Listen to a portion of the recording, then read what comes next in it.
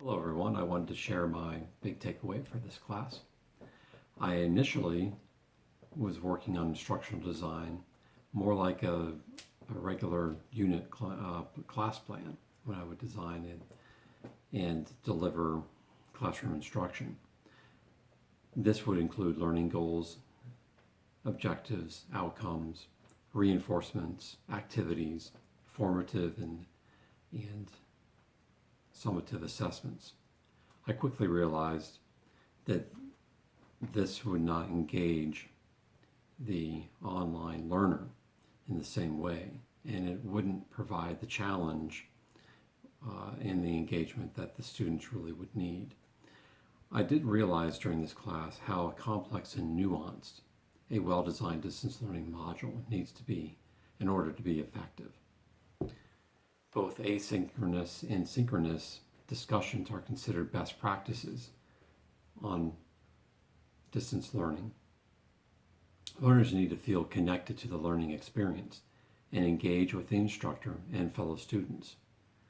Asynchronous lessons and discussions being held on discussion boards offer more convenience for those students confined to certain hours due to family, jobs, and other circumstances. But they really don't engage or connect the learner the same way that synchronous lessons can. A live session allows the instructor to connect with those students immediately.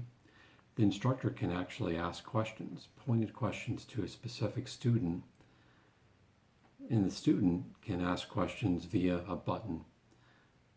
And this allows that engagement factor that would mimic more of a classroom setting. My personal experience of collaborating in the ISD project group certainly verifies the statement of collaboration being such a key element in a learner's ability to internalize content and process skills. This statement came from a recent research study that I found while doing this vlog. The ISD collaborative project taught me the importance of what it's like to work with Google Docs, meet online with partners, share ideas, give critical feedback, and really work together as a team just like you would in a real classroom setting. Another study I found that distance education should incorporate and be sensitive to distance learning styles and even multiple intelligences. The instructor is encouraged to design lessons that are learner-centered and motivating.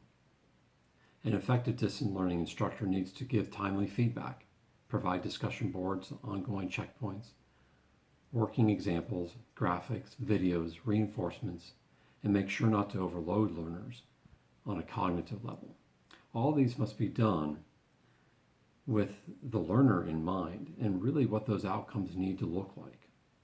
Because the learner needs to feel like they've drawn something out of their experience, be invested in that learning process, and the instructor is a key element in that aspect.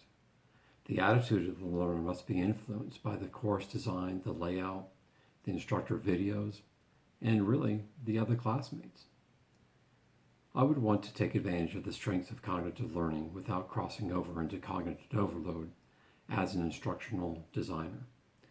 Reaching this balance really leads to making sure that your content has been viewed and reviewed and peer reviewed. Thank you for listening. I've enjoyed reading your comments and listening to you, fellow students, during this past 8 weeks.